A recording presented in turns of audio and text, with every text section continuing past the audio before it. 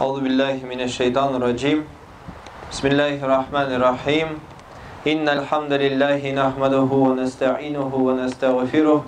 Ve na'udzu billahi min şururi enfusina ve min seyyiati a'malina.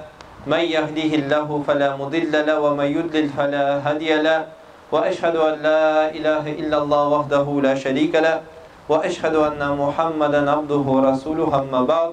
قال الله تعالى في الكتاب الكريم يا أيها الذين آمنوا اتقوا الله حق تقاته ولا تموتن إلا وأنتم مسلمون يا أيها الناس اعبدوا ربكم الذي خلقكم من نفس واحدة وخلق منها زوجها وبث منهما رجالا كثيرا ونساء واتقوا الله الذي تساءلون به والأرحام إن الله كان عليكم رقيبا يا أيها الذين آمنوا اتقوا الله وقولوا قولا سديدا يصلح لكم أعمالكم ويغفر لكم ذنوبكم ومن يطع الله ورسوله فقد فاز فوزا عظيما إن خير الحديث كتاب الله وخير الهدي هدي محمد صلى الله عليه وسلم وشر الأمور البدعة وكل بدعة ضلالة وكل ضلالة في النار أما بعد barcha mahluqatlarni yo'qdan bor etib ni'matlab va tarbiyalab turgan mag'bud bil haq bo'lgan Rabbimiz Allohga ko'ngil turlarimizdan chiqqan hamd sanalarimiz bo'lsa edi.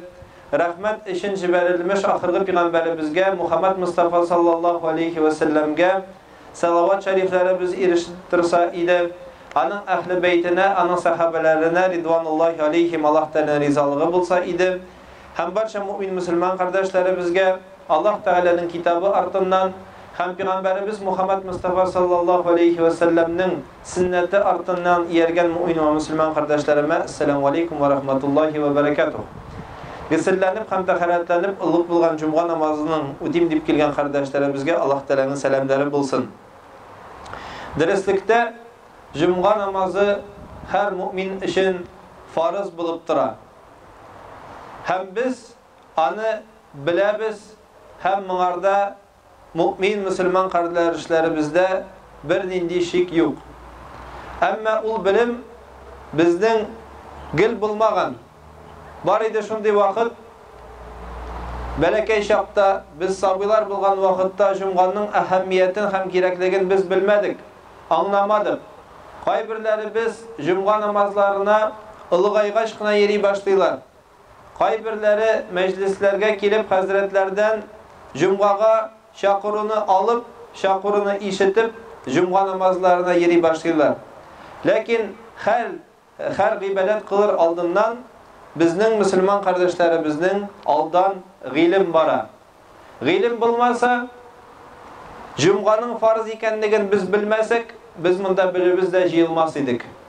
Tahoratni g'usulni nishig etib olirga bilmasak, biz ul ibodatni o'ti olmas edik. Namazning qoidalarini, urozaning qoidalarini o'rganmagan bo'lsak, ul ibodatlarda savobga erisha olmas edik. Allah Teala Zumar surəsinin 9-cu ayətində bulay deb aytdı. Euzu billahi mineşşeytanirracim. Qul hal yestawillezina ya'lamun vellezina la ya'lamun. Biligiz, kişiler bilgan kişiler ham haqni bilmagan kişiler teng bo'la olmaydi deb aytgan Allah subhanahu va taolo.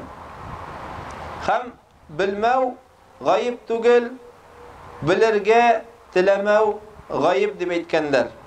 Payg'ambarimiz Muhammad sallallohu alayhi va sallam o'zining hadislarida ilm olu har musulmon uchun farz deb aytgan. Biz dinimiz bo'yicha yasharga tilibbiz deb niyatladik. Ammo qilirga tegishli bo'lgan amallarimizni ratin tartibini bilmasak, savob ishlisi o'rina xatolikni amal qilgan bo'lmabizmi? Albatta yalg'ishudan qo'rqib qina deb din yo'luna basmav da durust tugil. Payg'ambarimiz alayhissalatu vasallam ilmning ahamiyati turida bir hadisda aytgan, kishi vafot bo'lgandan so'ng aning barliq amallari izila, to'xtala, lekin aning uchun turli amallari foyda keltirashak. Birinchisi u sadaqatul jariya deb aytdi. Sadaqatul jariya u shunday sadaqa qaysisin kishi o'zining turmushida to'lib, ham ul Bu dünyadan bakılıkka köçkəçte ona yardım iter. Meşit tizu, medrese salu, başka nidir binalar, Allah Teala'nın yolunda işletirgen binalarını barlıkka getiru. İkincisi, başkalarga kaldırılgan ilim dedi. Demek ilimni alıgına tügel, ilimni başka kişilere bizge tapşırı. Olda bulsa müallimler, Allah Teala'nın yolunda bu ilimni taratuşular. Hem üçüncüsü, balalar, dua kılatırgan balalar. Bir hadiste Allah'ın Resulü sallallahu aleyhi ve sellem ilim alışılarının faziletlerini bulay dip anlatkan tasvirlergen. Kim ilim alı yoluna bassa Allah'ı ana cennetke alıp baratırgan yolunu jingileye. Ferişteler ilim alışı kişige kılgan gamellerine rizalık bildirip kanatların ceyeler. Kökteki hem jirdeki can iyeleri hatta balıklar da ilim iyesine günahların gafu ituun sırılar. Galimnin gıbedet kılışı gabit kişiden istinligi ayının bütün yıldızlardan da istin buluğu kübük. Galimler peygamberlerinin varisi, ama peygamberler dinarını da hem dirhamını da miras edip kaldırmaganlar, alar barı tik ilimni gine kaldırdılar deb ettiken. Şuna göre tuğanlarımız bizden 1 sentyabr Reseyde ilim alı yolu başlana 1 oktyabrdan bizning meşitlerimizde her meşitte haminde yerde meşitimizde de ilim alı dersleri başlanacak. Hem bu vaazını sizge gine tügül, bu vaazını sizin balalarınızga, ınıklarınızga da jitkizir işin silibіз. Çünkü her meşitte oktyabr ayından ilim alı dersleri başlana.